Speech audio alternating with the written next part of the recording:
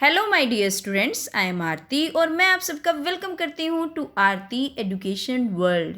Dear students, इस video में हम आपकी कक्षा 8 की विज्ञान विषय की वर्कशीट नंबर 10 करेंगे, जिसकी डेट है 4/11/2020। ठीक है, 4 नवंबर 2020। ठीक है, इसमें आपको छात्र के नाम में अपना नाम और अध्यापक या अध्यापिका के नाम में अपने क्लास टीचर का नाम, और अगर आपको ये बोल दिया गया है कि आपको अपने सब्जेक्ट टीचर का नाम लिखना है तो अपने साइंस टीचर का नाम लिखेंगे।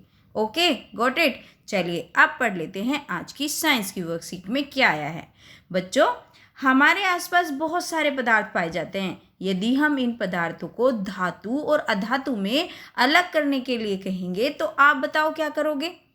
शायद जो वस्तुएं ठोस और चमकदार होती हैं उन्हें आप धातु कहेंगे, है ना। आप बोलेंगे कि भाई जो चीज़ें ठोस हैं, एकदम सॉलिड हैं और चमकदार हैं, उनको आप धातु बोलेंगे। आज हम पदार्थों के दिखावट और कठोरता के आधार पर दो वर्गों में वर्गीकृत करेंगे, यानी कि धातुओं को दो वर्गों में वर्गीकृत होता है बांटेंगे, जिन्हें धातु और अधातु कहते हैं। मतलब धातु के दो भागों में बांटेंगे, एक धातु और एक अधातु, धातुओं के भौतिक गुणों के आधार पर। चलिए अब देखते हैं। सबसे पहला पॉइंट है इन्होंने कठोरता।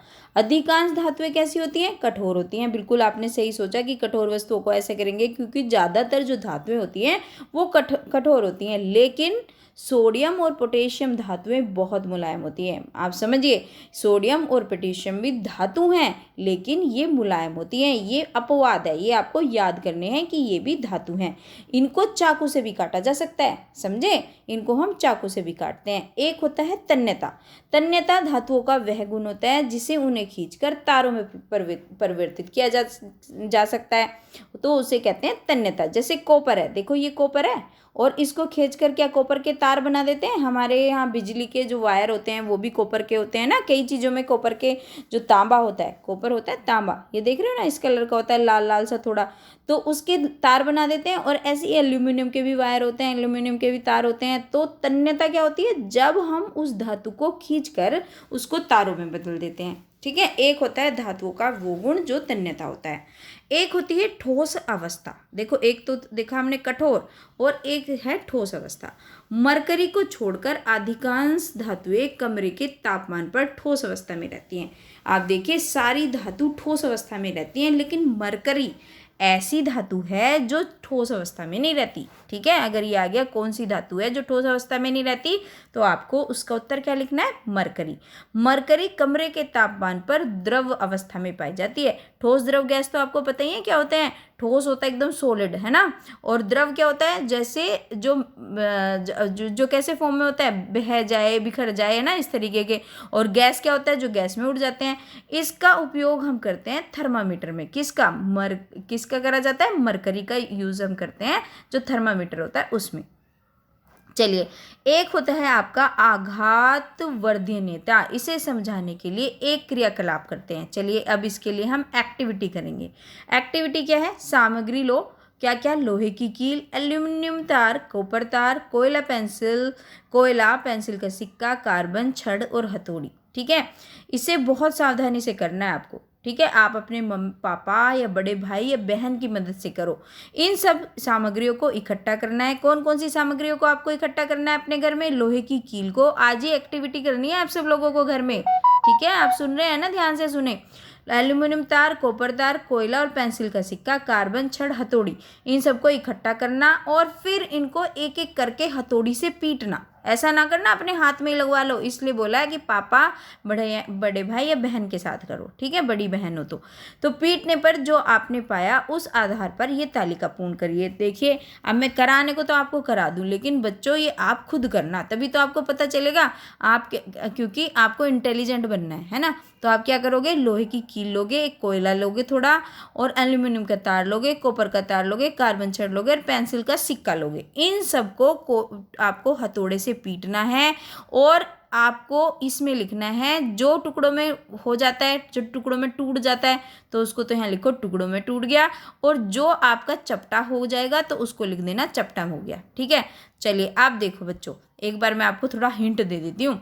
लोहे की कील, क्या आप पीटोगे उसे तो क्या वो टुकड़ों में टूट जाएगी? नहीं, ये चपटा हो जाएगा। तो इसमें तो चपटा हो जाएगा, ये आपको करना है, लेकिन ये फिर भी चलो मैं आपकी हेल्प कर रही हूँ। कोयला, कोयला भी चपटा नहीं होगा, ये भी टूट जाएगा। एल्यूमिनियम का तार, जो लोहे की कील तो चपटी हो जाएगी, लेकिन कोयला क्या होगा? कोयला टूट जाएगा, है ना। आपको मैं बता देती हूँ, ये तो चपटा होगा, है ना, लोहे का कील, और जो कोयला होगा ये टूटेगा। ठीक है, जो एल्यूमिनियम का तार होगा वो क्या होगा? ये टूटेगा नहीं, ये भी चपटा होगा। कॉपर का तार होगा, ये भी चपटा होगा। कार्बन की छड़ क्या होगा? चपटा होगा। अच्छा, और पेंसिल का सिक्का ये टूट जाएगा, तो इसको हम टूट लिख देंगे। ठीक है, तो टूटना और चपटा होना आप ये एक्टिविटी करके देखना। ठीक है, मैंने आपको बता तो दिया है, लेकिन आपको करना जरूर है, चीटिंग नहीं करेगा कोई भी बच्चा। ओके, चलिए अब आगे चलते हैं। धातुओं का वह गुण है जिससे उन्हें पीटकर शीट में परिवर्तित किया जाता कर दिया जाता है। शीट मतलब चादर में, पतली चादर बन जाती है ना उनकी। आघातवर्धीयता कहलाता है, और इसको ही बोलते हैं आघातवर्धीयता। आघातवर्धीयता मतलब किसी धातु को जब हम पीट पीट कर एक उसका प्लेन बना देते हैं, चपाट बना देते हैं, सपाट बना देते हैं, उसको बोलते हैं आघातवर्धीयता।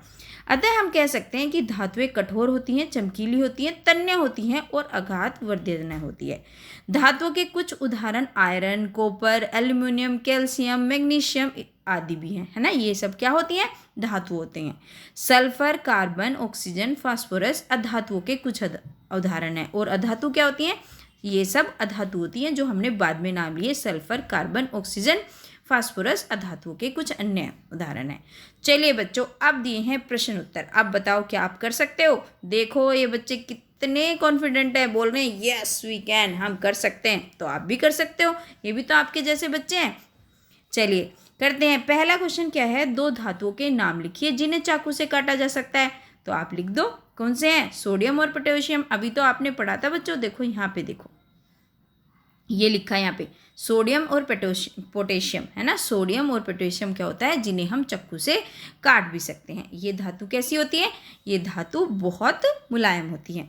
चलिए अब दूसरा क्वेश्चन पूछा है, एक धातु का नाम बताइए जो कमरे के तापमान पर भी द्रव अवस्था में पाई जाती है। तो बस एक ही तो थी जो हमने याद करी थी, कौन सी है वो है मरकरी। मरकरी धातु ऐसी होती है जो कमरे के तापमान पर भी द्रव अवस्था में पाई जाती है।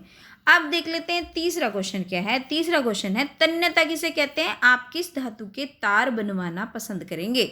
तो बच्चों आप इसका आंसर इस तरीके से लिखेंगे, किसी ठोस पदार्थ की तनाव डालने पर खींचकर आकार बदल लेने की क्षमता को बोलते हैं तन्यता। कोई ठोस पदार्थ होता है और उसको खींचकर उसका जो शेप है वो चेंज कर दें तो उसको क्या कहते हैं? तन्यता। और एल्यूमिनियम के तार हम बनवाना पसंद करेंगे। इन्होंने पूछा ना कौन सा पसंद करेंगे, तो आपने एल्यूमिनियम लिख दिया, इसको भी कर सकते हैं ना हम। चलिए अब देख लेते हैं चौथा क्वेश्चन क्या पूछा है। फोर्थ क्वेश्चन है, दो धातुओं के नाम लिखिए जो आसानी से आघातवर्धनीय हो सकती हैं। तो धातुओं के नाम लिख दो जो आघातवर्धनीय हो सकती हैं। वो है, एक तो होती है आयरन और एक होती है कॉपर। ठीक है, सिंपल, छोटे छोटे से आंसर हैं, आपको फटाफट कर लोगे आप तो इनको। चलिए अब पांचवा प्रश्न है, एल्यूमिनियम धातु के ये का नहीं है, के ऊपर एक ही मात्रा है बच्चों इस क्वेश्चन में। ठीक है, इसको ठीक कर लेना आप अपनी कॉपी में लिखोगे जब। एल्यूमिनियम धातु के कोई एक उपयोग लिखे, कोई भी एक। तो एल्यूमिनियम के तार बनाए जाते हैं ना, तो इस तरीके से आप कुछ भी लिख सकते हैं। जैसे एल्यूमिनियम का उपयोग हवाई जहाज के पुर्सों नहीं है, ये पुर्जो है ना, ये प्रिंटिंग मिस्टेक है बच्चों, पुर्जो है ना। तो आप इसको पुर्जों को इस तरीके से लिखिए, मैं आपको बताती हूँ, है ना, ये इस तरीके से, है ना। जो एल्यूमिनियम के हवाई जहाज होते हैं उनके पुर्जों के बनाने में किया जाता है। जो हवाई जहाज के पुर्जे होते हैं ना, जो पार्ट होते हैं, उनमें हम एल्यूमिनियम का यूज़ करते हैं। एल्यूमिनियम के तार भी बनाए जाते हैं, एल्यूमिनियम की कुकर भी बनता है, मतलब बर्तन भी बनते हैं। तो आप कोई भी एक उपयोग उसका लिख देना है। ठीक है, तो ये थी आज की आपकी आसान सी और बढ़िया सी वर्कशीट, और होपफुली आपको बहुत हेल्प मिली होगी वीडियो से। बच्चों आपको क्या करना है? यस इंटेलिजेंट बच्चे, आपको लाइक करना है, और बच्चों अपना प्यारा सा कमेंट जरूर छोड़ा करो। देखो व्यू इतने सारे आते हैं लेकिन कमेंट बहुत कम आते हैं, है ना बच्चों। तो आपको कमेंट भी तो लिखने हैं अपने प्यारे प्यारे। और अगर आपको कोई क्वेरी है, कुछ पूछना चाहते हैं तो वो भी लिख सकते हैं, है ना। और आज मैं आप सबको फिर से जिम्मेदारी वही देती हूँ, कम से कम 20 दोस्तों के साथ आपको इसको शेयर करना है। और अगर आपका कोई स्टडी रिलेटेड ग्रुप है तो उसमें भी शेयर करना। ओके स्टूडेंट्स, और अगर कोई भी बच्चा चैनल पे नया आया है तो चैनल को सब्सक्राइब कर लेना। मैं आपके लिए इस तरीके की वीडियो लाती रहती हूँ। Thank you students.